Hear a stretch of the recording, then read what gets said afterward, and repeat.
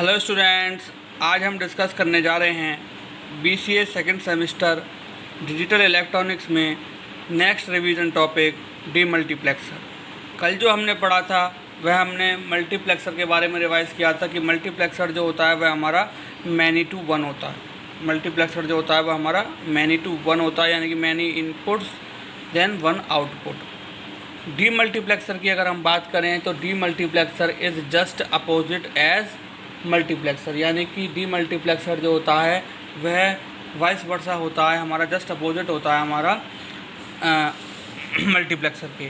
So a demultiplexer is a data distributor read as demux, यानी कि जिस तरीके से हम मल्टीप्लेक्सर को एज अ मक्स हम रिप्रेजेंट करते थे, उसी तरीके से डीमल्टीप्लेक्सर को हम डीमक्स से रिप्रेजेंट करते हैं और ये हमारे एक डेटा डिस्ट्रीब्यूटर का काम करता है। It is quite opposite to multiplexer और मक्स, यानी कि यह जस्ट अपोजिट होता है हमारे मल्टीप्लेक्सर के। It is a process of taking information from one input and transmitting over one of many outputs. जिस तरीके से मल्टीप्लेक्सर में हमने देखा था कि मल्टीप्लेक्सर में हमारे मैनी इनपुट्स होते थे और सिंगल आउटपुट होता था, उसी तरीके से अगर हम कहें तो यहाँ पर हमारा जस्ट अपोजिट होता है, यानी कि it is a process of taking information from one input, यानी कि यहाँ पर हमारा यह डीमल्टीप्लेक्सर जो है वह एक प्रोसेस है वन इनपुट से इन्फॉर्मेशन को लेने के लिए, जो कि हमें इन्फॉर्मेशन लेने के बाद transmitting over one of many outputs, यानी कि जब वह इन्फॉर्मेशन ले लेता है सिंगल इनपुट से, उसके बाद वह मैनी आउटपुट को एज अ मैनी आउटपुट वह प्रोड्यूस करता है। अब आप देखें यहाँ पर एक छोटा सा डायग्राम दिया हुआ है कि इनपुट सोर्स वन है, यहाँ पर आउटपुट डेस्टिनेशन, यानी कि इनपुट सोर्स यानी कि यहाँ से हमें इन्फॉर्मेशन मिल रही है और डेस्टिनेशन यहाँ पर हमें आउटपुट प्रोड्यूस करना है। देन एंड इसमें सेलेक्ट लाइंस होती हैं हमारी, ठीक। अब अगर हम बात करें अ डीमल्टीप्लेक्सर ऑफ 2 की power n outputs and n select lines. अगर डीमल्टीप्लेक्सर जो है हमारा, उसमें हमारे 2 की पावर n आउटपुट्स होते हैं और n सेलेक्ट लाइंस होती हैं, जबकि वहाँ पर हमारा 2 की पावर n इनपुट्स होते थे मल्टीप्लेक्सर में। तो डीमल्टीप्लेक्सर में जस्ट अपोजिट होता है, यहाँ पर हमारे 2 की पावर n आउटपुट्स होते हैं जो कि n सेलेक्ट लाइन के साथ वर्क करते हैं। Demultiplexing is the process of converting a signal containing multiple analog और डिजिटल सिग्नल्स। डीमल्टीप्लेक्सिंग जो है यह एक प्रोसेस है जो कि कन्वर्ट करती है सिग्नल्स को, जो कि मल्टीपल एनालॉग और digital signals back into the original and separate signals, जो कि हमारे जो मल्टीपल एनालॉग और डिजिटल सिग्नल्स होते हैं उनको वह उनकी ओरिजिनल फॉर्म में कन्वर्ट करती है। सो स्टूडेंट्स, यह जो हमने डिस्कस करा यह हमारा डीमल्टीप्लेक्सर के बारे में हमने डिस्कस करा। अब हम बात करते हैं जिस तरीके से हमने 1 to 4 जिस तरीके से हमने 4 to 1 मल्टीप्लेक्सर के बारे में डिस्कस किया था, अब हम डिस्कस करने जा रहे हैं 1 to 4 डीमल्टीप्लेक्सर के बारे में। So the 1 to 4 demultiplexer consist of one input, यानी कि जो हमारा 1 to 4 डीमल्टीप्लेक्सर होता है वह अपने पास 1 इनपुट रखता है और 4 आउटपुट्स रखता है। 1 इनपुट रखता है और 4 आउटपुट्स रखता है and 2 control lines to make selection, और यहाँ पर हमारे पास 2 कंट्रोल लाइन्स होती हैं जो कि सिलेक्शन करती हैं आउटपुट्स में से, ठीक। अब यहाँ पर देखिए आपके सामने ट्रुथ टेबल दे रखा है। यहाँ पर इनपुट जो है हमारा i है, इनपुट जो है सिंगल हमारा i है। देन 2 सेलेक्ट लाइन्स हैं हमारे यहाँ पर S1 और S0, 2 सेलेक्ट लाइन्स हैं यहाँ पर हमारी S1 और S0, और 4 आउटपुट्स हैं हमारे यहाँ पर D0, D1, D2, D3, ठीक। अब आप देखें 2 सेलेक्ट लाइन्स 0 0 1 1 0 1 0 1, ठीक, 0 0 1 1 और 0 1 0 1, ठीक। अब यहाँ पर हम बात करें डीमल्टीप्लेक्सर के केस में भी क्या होता है कि हमारा यह आउटपुट्स जो होते हैं, चाहे वो मल्टीप्लेक्सर में हो या डीमल्टीप्लेक्सर में हो, ये हमारे क्या चलते हैं, लेफ़्ट टू राइट डायगनली चलते हैं। अगर हम बेसिकली इनको समझें तो हमारा D0 जो आउटपुट है वह एक्टिव किस केस में होगा, जब हमारा सिंगल आउटपुट इनपुट तो हमें मिल ही रहा होगा, साथ में हमारे दोनों सेलेक्ट लाइन्स जो होंगे उनकी कॉम्प्लीमेंट वैल्यू वहाँ पर होगी। देन D1 जो होगा वह हमारा एक्टिव कब होगा, जब हमारा S1 सेलेक्ट लाइन जो है वह कॉम्प्लीमेंट स्टेज में होगी और नॉर्मल स्टेज में हमारा S0 सेलेक्ट लाइन होगी। इनपुट जो है वह सब केस में हमारा आई ही रहेगा, यानी कि सिंगल इनपुट ही रहेगा। D2 की अगर हम बात करें तो D2 में क्या होता है, हमारा कब एक्टिव होगा D2 आउटपुट हमारा, जब हमारी सेलेक्ट लाइन S1 जो होगी वह तो हमारी नॉर्मल होगी और S0 कॉम्प्लीमेंट स्टेज में होगी। और जो हमारा लास्ट आउटपुट है D3 वह कब एक्टिव होगा, जब हमारी दोनों ही सेलेक्ट लाइंस यानी कि S1 और S0 दोनों ही सेलेक्ट लाइंस क्या होंगी, हमारी नॉर्मल स्टेज में होंगी। ठीक है, तो इस तरीके से हमारी ट्रुथ टेबल प्रिपेयर हो जाती है फॉर 1 to 4 डीमल्टीप्लेक्सर के लिए। अब इनके थ्रू अगर हम स्टेटमेंट्स को डिराइव करें, तो ध्यान से समझिएगा कि D0 के केस में क्या होगा, हमारा S1 S0 यानी कि I तो हमारा रहेगा ही रहेगा सारे केस में, देन S1 S0, तो यहाँ पर क्या हो जाएगा हमारा I S1 का कॉम्प्लीमेंट देन S0 का कॉम्प्लीमेंट। ठीक, D1 के केस में क्या होगा, ध्यान से समझें, I S1 का कॉम्प्लीमेंट, क्योंकि यहाँ पर S1 में 0 है। ठीक है, और D1 के केस की हम बात कर रहे हैं, और तो हमारा S0 क्या हो गया, नॉर्मल।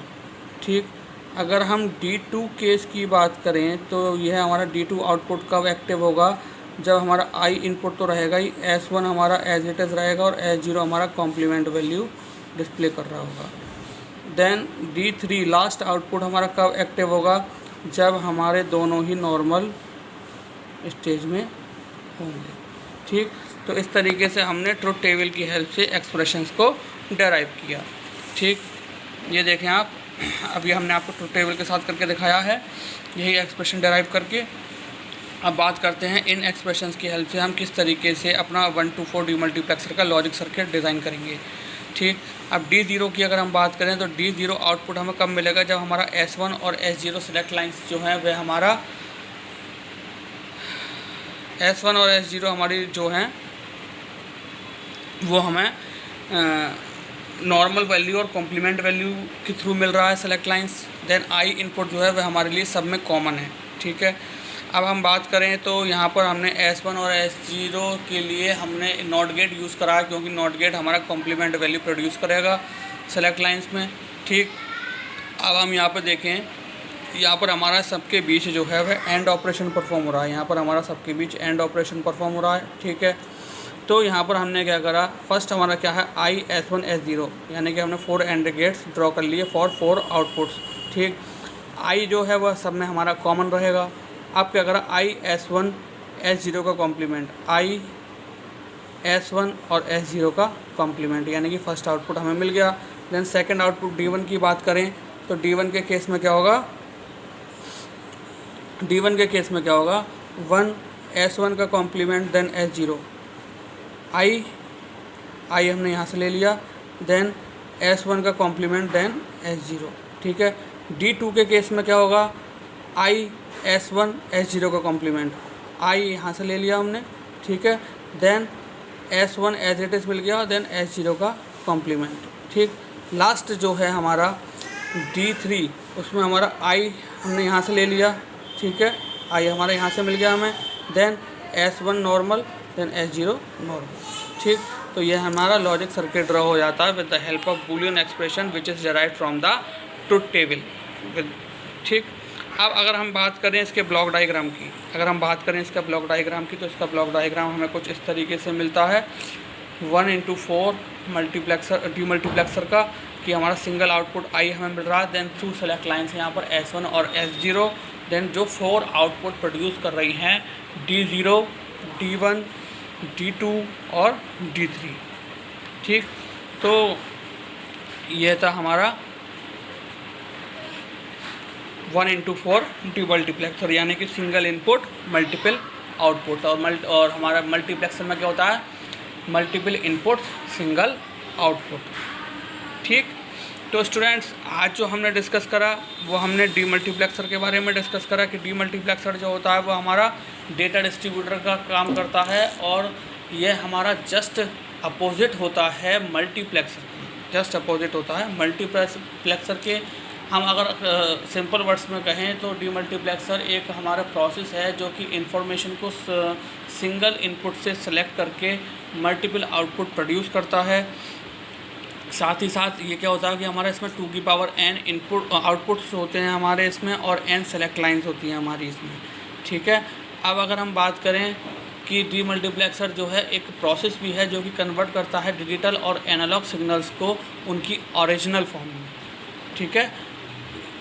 डीमल्टीप्लेक्सर कन्वर्ट करता है डिजिटल और एनालॉग सिग्नल्स को उनकी ओरिजिनल फॉर्म में। उसके बाद हमने जो डिस्कस करा कि डीमल्टीप्लेक्सर के में हमने एक कैटेगरी डिस्कस करी अपनी 1 to 4 डीमल्टीप्लेक्सर के बारे में, जिसमें हमारा सिंगल इनपुट था, 2 सेलेक्ट लाइंस थी, और हमारा ट्रू की अगर आप बात करें यहाँ पर तो 2 सेलेक्ट लाइंस कितनी हो गई, n की वैल्यू कितनी हो गई 2, ठीक है। आउटपुट क्या हो गया 2 की पावर 2 यानी कि 4, ठीक है। तो यह कॉन्सेप्ट, ये लाइन जो है वो आपको क्लियर हो रही होगी। 2 की power n outputs and n select lines, यानी कि n सेलेक्ट लाइंस कितनी है हमारी, n की वैल्यू 2, S1 और S0 हमारी 2 सेलेक्ट लाइंस हैं। देन 2 की पावर n कितना हो गया हमारा 4, 2 की पावर 4 कितना हो गया हमारा, और 2 की पावर 2 कितना हो गया हमारा 4, यानी कि D0 D1 D2 D3, ठीक। तो इस तरीके से हमें ट्रुथ टेबल हमने डिज़ाइन की। ट्रुथ टेबल को डिज़ाइन करने के बाद आपने देखा यहाँ पर, ट्रुथ टेबल को डिज़ाइन करने के बाद देखा आपने हमने यहाँ पर एक्सप्रेशंस को डिराइव करा। Then after deriving the expression हमने यहाँ पर लॉजिक सर्किट अपना ड्रॉ करा। यहाँ पर क्या था हमारा सारे ऑपरेशंस के बीच यहाँ पर हमारा जो है एंड ऑपरेशन परफॉर्म हो रहा है। तो एंड ऑपरेशन के लिए हमने क्या करा, I S1 का कॉम्प्लीमेंट S0 का कॉम्प्लीमेंट, ठीक है। तो उसके बाद आपने ये देखा, यह हमने अपना लॉजिक डायग्राम ड्रॉ करा, 4 एंड गेट्स ड्रॉ करे। देन 2 सेलेक्ट लाइन्स हमारी S0 और S1, ठीक है, जिसमें हमारी नॉर्मल और कॉम्प्लीमेंट वैल्यू के लिए हमने नॉट गेट का यूज़ करा। उसके बाद अकॉर्डिंग टू द हमने एक्सप्रेशंस अपने लॉजिक सर्किट को डिज़ाइन करा, और उसके बाद हमने इसके ब्लॉक डायग्राम को भी डिज़ाइन करा। सो आई होप स्टूडेंट आज का लेक्चर आपको अच्छे से समझ में आया होगा। सो आज के लिए thank you very much, have a nice day.